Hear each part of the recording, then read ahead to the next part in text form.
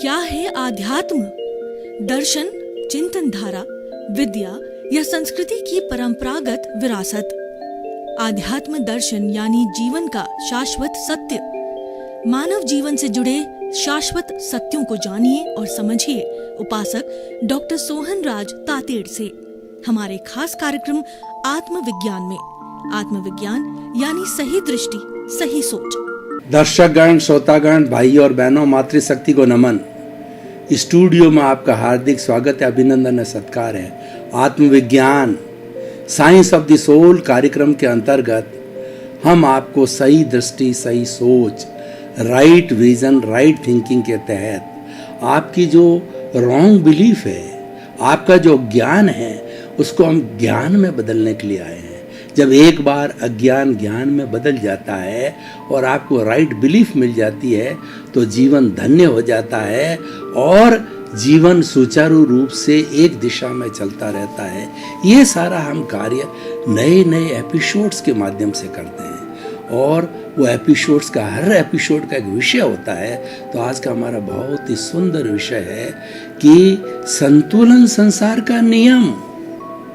संतुलन का अर्थ होता है इक्विलिब्रियम, एक स्थिरता, उस जिसके अंदर अप डाउन नहीं आए और वह व्यवस्थित रूप से रहे, उसको संतुलन कहते हैं। संतुलन शब्द एक ऐसा सुंदर शब्द है, हर एक पर अप्लाई होता है।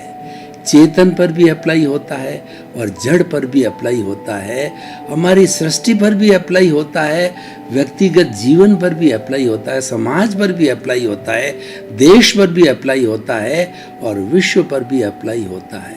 संतुलन शब्द से बहुत सुख मिलता है, शांति मिलती है, आनंद मिलता है और शांतिपूर्ण से अस्तित्व के तहत हम सभी आनंद से जीवन व्यापित करते हैं।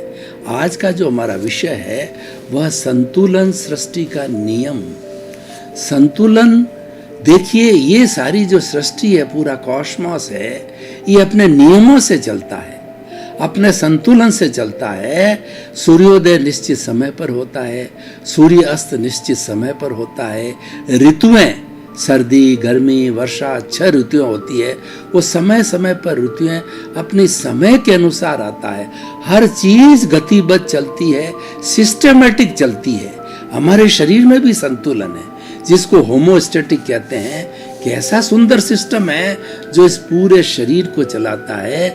मनुष्य के शरीर में 60 खरब कोशिकाएं हैं और हर कोशिका की मुंह होता है जिसको रिसेप्टर कहते हैं। अब देखिए कि वो किस तरीके से खुराक लेती है।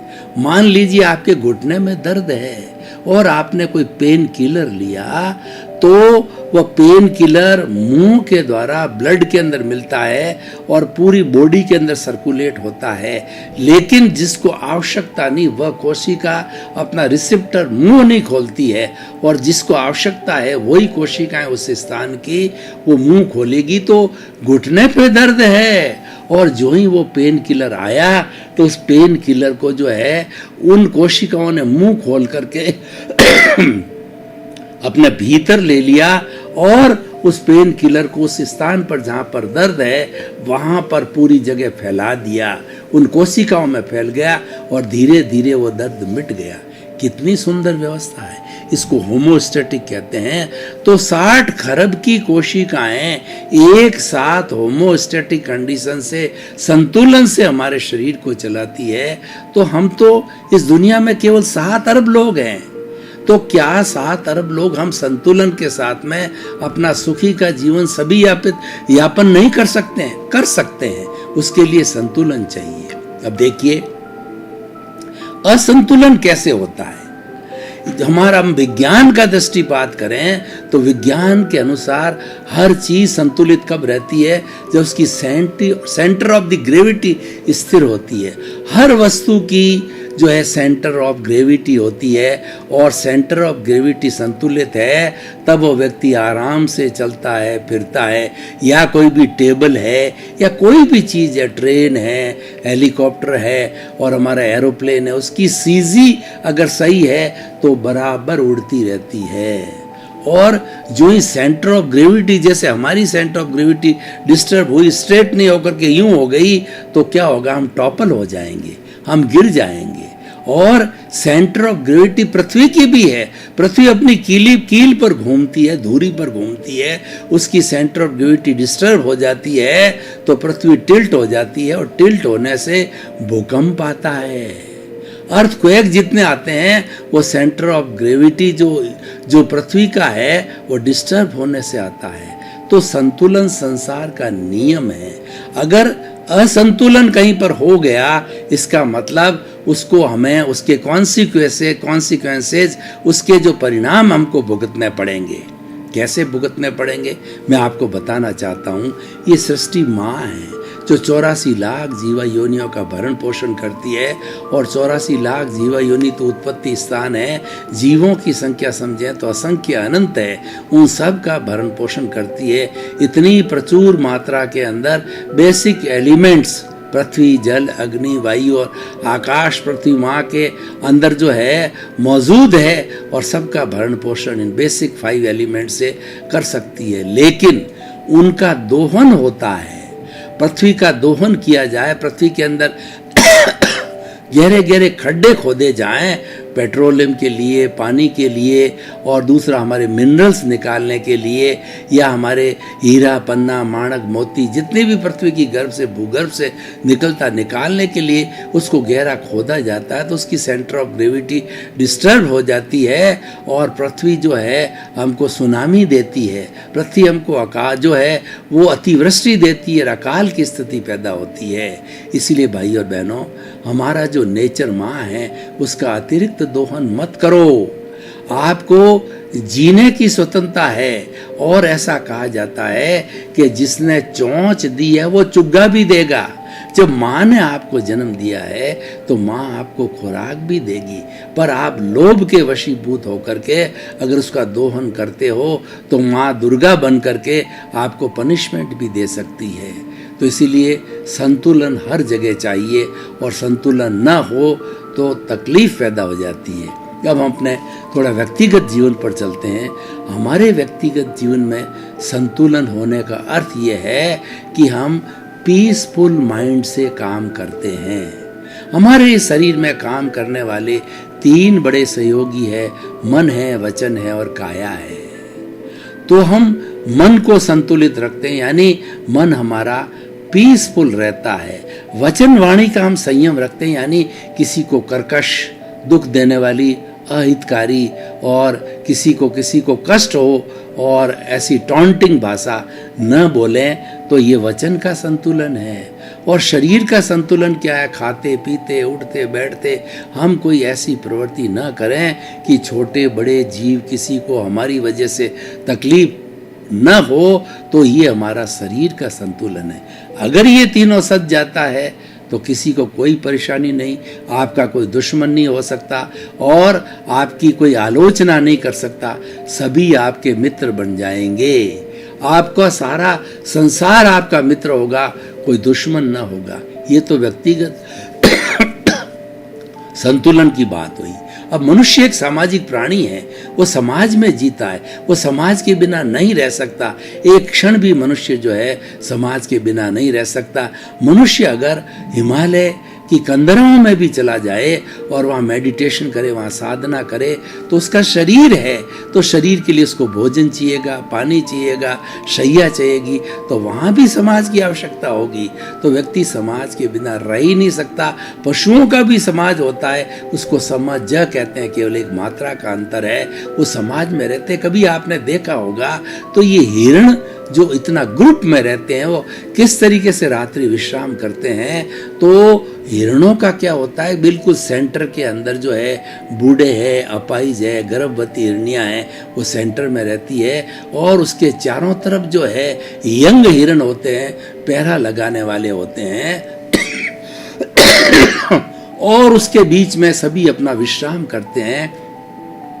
पहरेदार जो हिरण होता है वह जो ही आवाज लगाता है, अगर कोई शिकारी आ जाता है तो वह आवाज लगाता है। 4 दिशाओं पे 4 पहरेदार होते हैं, वो अपनी अपनी दिशा पे आवाज लगाते हैं, सभी चौकन्ने होकर के भाग जाते हैं और शिकार से बच जाते हैं। ये उनका समाज है, ये उनका संतुलन है। उसी तरीके से मानव जीवन के संतुलन में हमारे समाज में संतुलन क्या है कि हमारे समाज के अंदर हम एक परस्पर ग्रो जीवानाम, हम एक दूसरे का सहयोग करें, ये संतुलन है। किसी को भी कष्ट आ सकता है तो जब कष्ट की स्थिति आए तो दूसरे लोग आकर के उसका सहयोग करें, ये संतुलन है। और सुख की स्थिति आए तो उसका सुख बांटे, ये संतुलन है। इस तरीके से एक दूसरे के प्रति जो है हम रिलेटिव हो जाते हैं, हम जो है सापेक्ष हो जाते हैं और हमारा जीवन बहुत अच्छी तरह से चल जाता है। अब इसके विरुद्ध देखें, कोई व्यक्ति निरपेक्ष हो जावे, कोई व्यक्ति अहंकार के वशीभूत होकर के समाज के नियमों का उल्लंघन करे और वो समाज की निंदा करे, समाज के अच्छे लोगों की निंदा करे और समाज में कुछ ऐसे कुकृत्य कर दे जो कि समाज के लिए कलंक होते हैं, तो ऐसे लोग जो होते हैं वो असंतुलन पैदा करते हैं। ऐसे लोग बहुत कम होते हैं। हमारी सारी सृष्टि में मानव जगत को देखो, आतंकवादी, अपराधी, चोर, लुटेरे और व्यभिचारी है, ये असंतुलन पैदा करते हैं सोसाइटी में। और उसका असंतुलन का असर क्या आता है कि सभी लोग जो है वो बदनाम हो जाते हैं, सभी लोगों पर कलंक लग जाता है। ये लोग तो बहुत ही 1%, 1-2% ही होते हैं, लेकिन सारी कलंकित हो जाता। क्यों? कहावत है, एक मछली सारे तालाब को गंदा कर देती है। तो ऐसे लोग जो होते हैं वो समाज पे कलंक होते हैं, वो समाज कंटक होते हैं, समाज विरोधी होते हैं और समाज के संतुलन को भंग करते हैं, समाज के नियमों को, समाज के एथिक्स को जो है भंग करते हैं। तो हमारा क्या दायित्व होता है? ऐसे कुछ लोग जो असंतुलन पैदा करते हैं उनका बहिष्कार किया जाना चाहिए, उन लोगों को पनिशमेंट दिया जाना चाहिए। समाज इतना पावरफुल होना चाहिए, समाज के जो अध्यक्ष हैं, वरिष्ठ लोग हैं, वो इतने पावरफुल होने चाहिए कि ऐसे अराजक तत्वों को जो पनिशमेंट दे। आज देखिए आतंकवाद क्यों पनप रहा है? क्योंकि कुछ संस्थाएं, कुछ लिमिटेड 2-3 देश और कुछ लिमिटेड जो आतंकवादी संस्थाएं जो येन केन प्रकार से धन इकट्ठा करती है, आतंकवादियों को पैदा करती है, उनको प्रलोभन देती है और वो पूरे विश्व में दहशत फैला देते हैं। और दहशत फैला करके और वो जो लोग हैं, वो देश है, वो संस्था है, अपना उल्लू सीधा करती है। लेकिन ये एक गलत बात है, ये एक असंतुलन है, तो इसका बहिष्कार किया जाना चाहिए। यूएनओ लेवल पे आतंकवाद को समाप्त करने के लिए सभी कदम उठाए जाने चाहिए और ये मुश्किल भी नहीं है, क्योंकि आतंकवादी बहुत कम है, नेग्लिजिबल है।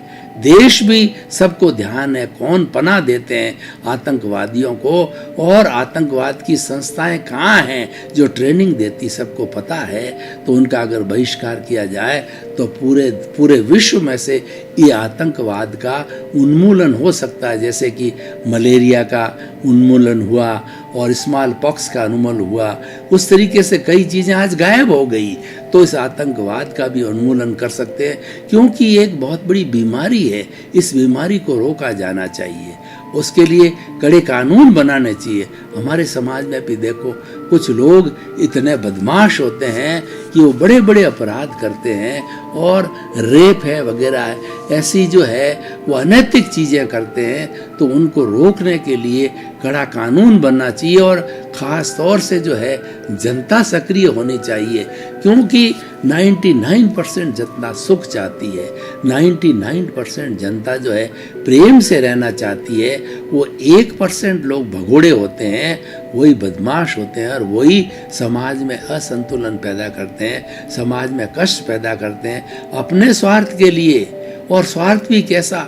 मात्र ईगो का स्वार्थ होता है। ईगो ऐसी बीमारी है कि किसी व्यक्ति ने पाल दी होती है तो उसके पोषण के लिए वह कुछ भी कर बैठता है। इसलिए ऐसे लोगों को जो है हमें पिन पॉइंट करना चाहिए, ऐसे लोगों को पनिश करना चाहिए, ऐसे लोगों का बहिष्कार किया जाना चाहिए। तो संतुलन हर लेवल पे बहुत अच्छा है। हम परिवार को देखें, अगर परिवार में संतुलन है, चाहे 100 लोग रहो ना साथ में। पहले पुरानी हमारी संयुक्त परिवार प्रथा थी, जिसमें 3-3, 4-4 पीढ़ियां एक छत के नीचे एक चूल्हे पर जो है अपना सारा भोजन करती थी और व्यवस्थित रूप से रहती थी। इसका कारण क्या था? हर सदस्य में सहनशीलता की भावना थी, हर सदस्य में त्याग की भावना थी, हर सदस्य में प्रेम, मैत्री, वात्सल्य और सम्मान की भावना थी। लेकिन वो सब चीजें आज गायब हो रही है। उस गायब होने से असंतुलन पैदा हो गया और उस असंतुलन का नतीजा क्या आया कि न्यूक्लियर फैमिली हो गई। हमारे बेचारे जो बूढ़े माता पिता है, उनकी स्थिति बहुत खराब हो गई। न्यूक्लियर फैमिली में बच्चे अपना घर लेकर के अलग सेटल हो जाते हैं। बेचारे माँ बाप की बड़ी दुर्दशा होती है, उनको वृद्धाश्रम में भर्ती करा दिया जाता है, उनको कुंभ के मेले के अंदर छोड़ के आ जाते हैं, जंगल में छोड़ के आ जाते हैं, जो है वो तीर्थ यात्रा के नाम पे उनको। जबकि ये हमारी भारतीय संस्कृति नहीं है। भारतीय संस्कृति में तो माता पिता संसार के भगवान होते हैं और उनका शेल्टर, उनका अम्ब्रेला जो है वह पूरे परिवार के लिए बहुत ही एक शेल्टर का काम करता है। लेकिन समय बदल गया क्योंकि समाज के अंदर असंतुलन पैदा हो गया और इस असंतुलन के कारण हमें जानने पड़ेंगे, तभी निवारण होगा।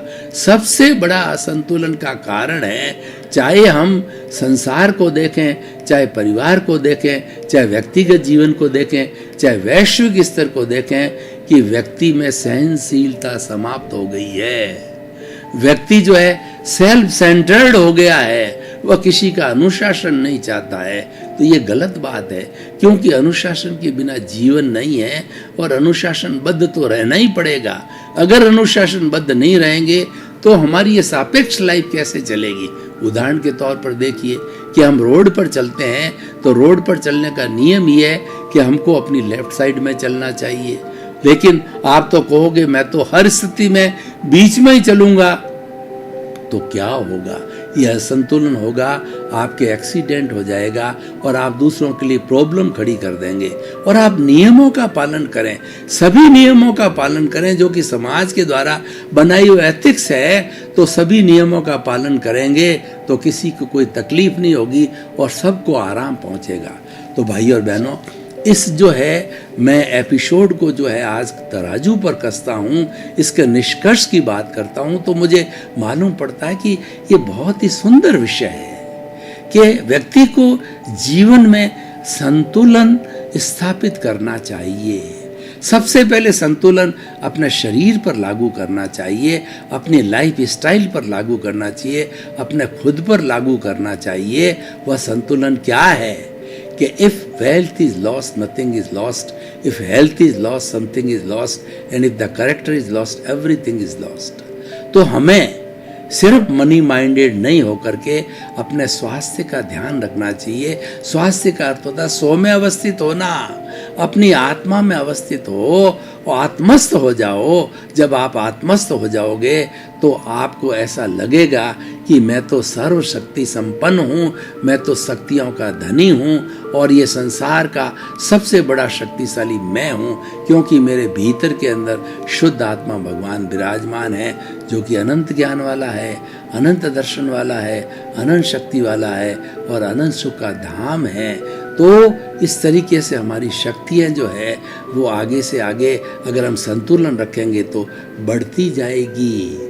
तो इसीलिए संसार का नियम, संतुलन संसार का नियम है और जहाँ जहाँ संतुलन बिगड़ेगा वहाँ अराजकता पैदा होगी, वहाँ व्यक्ति का जीवन जो है टेंशन से भर जाएगा और व्यक्ति जो है दुखी हो जाएगा।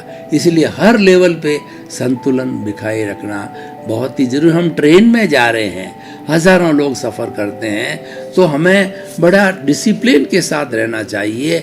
हमें अपनी जगह पर बैठना चाहिए और जितनी जगह उतनी एक्वायर करनी चाहिए ताकि दूसरों को कष्ट ना हो। और उसके साथ साथ में हम वार्तालाप करें तो बहुत संतुलित वार्तालाप होना चाहिए।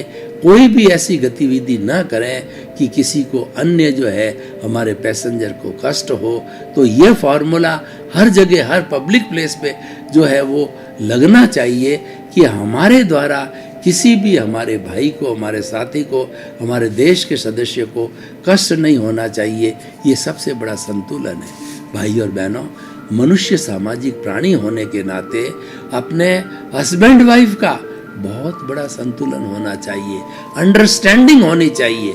अगर हस्बैंड और वाइफ के अंदर अच्छी अंडरस्टैंडिंग है, उसका प्रभाव बच्चों पर अच्छा पड़ेगा, बच्चे सुसंस्कारी होंगे, क्योंकि बच्चे जो है माता पिता के जीवन से सीखते हैं और माता संतुलित तरीके से एक दूसरे पर व्यवहार करते हैं। 50-50 का फॉर्मूला लगाते हैं, यानी 50% सम्मान हस्बैंड वाइफ को देता है और 50% वाइफ जो है हस्बैंड को सम्मान देती है। तो उनकी ये गृहस्थ रूपी गाड़ी है, बहुत अच्छी तरीके से सुचारू रूप से चल सकती है। हमारी गृहस्थ की गाड़ी अच्छी कब चलती है? जबकि गाड़ी में संतुलन होना चाहिए, अंडरस्टैंडिंग होनी चाहिए, टॉलरेंस पावर होनी चाहिए, सेक्रीफाइस की भावना होनी चाहिए, प्रेम होना चाहिए, मैत्री होनी चाहिए, वात्सल्य होना चाहिए और सम्मान की भावना होनी चाहिए।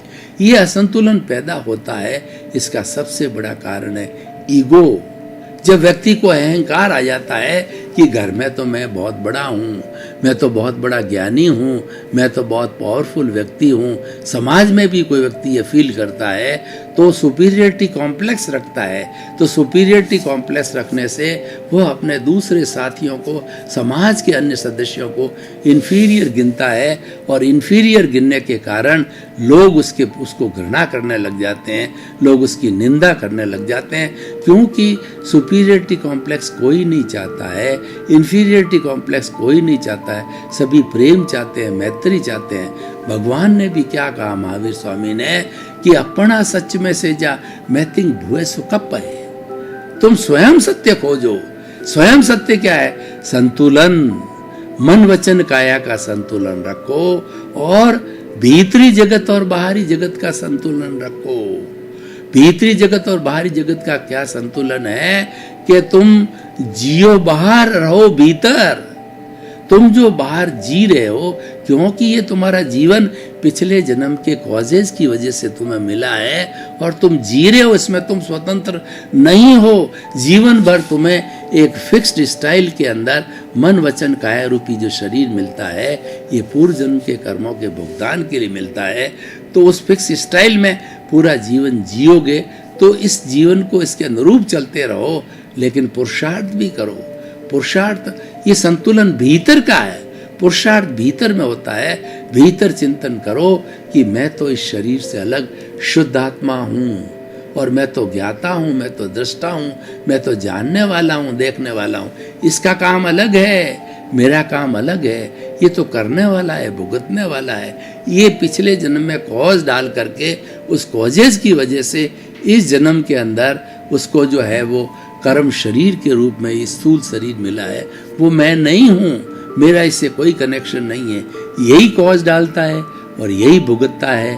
तो ये तो जड़ है, लेकिन मैं तो चेतन हूँ, मैं तो कॉमन हूँ, मैं तो हर जन्म के अंदर शुद्ध आत्मा स्वरूप में मौजूद था, मेरी हाजिरी थी।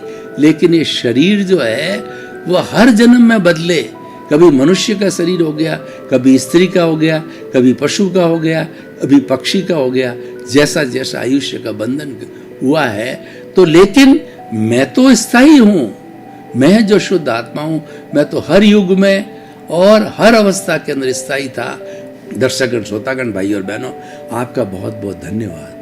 आप आत्मविज्ञान कार्यक्रम देखते रहिए। आत्मविज्ञान कार्यक्रम से आपको जीवन का सत्य मिलेगा, कुदरत का कानून मिलेगा, सनातन सत्य मिलेगा, आपको रियल ट्रुथ मिलेगा, अल्टीमेट ट्रुथ मिलेगा, जिसको आप अगर जीवन के अंदर धार लोगे तो आपके जीवन का कल्याण हो जाएगा। आपका जीवन बहुत संतुलित, आनंदमय और सुखमय बन जाएगा। सर्वे भवन्तु सुखिनः, सर्वे भवन्तु निरामया। इसी क्रम में आपके प्रति बहुत बहुत मंगल भाव। आत्मविज्ञान में आत्मविज्ञान यानी सही दृष्टि, सही सोच।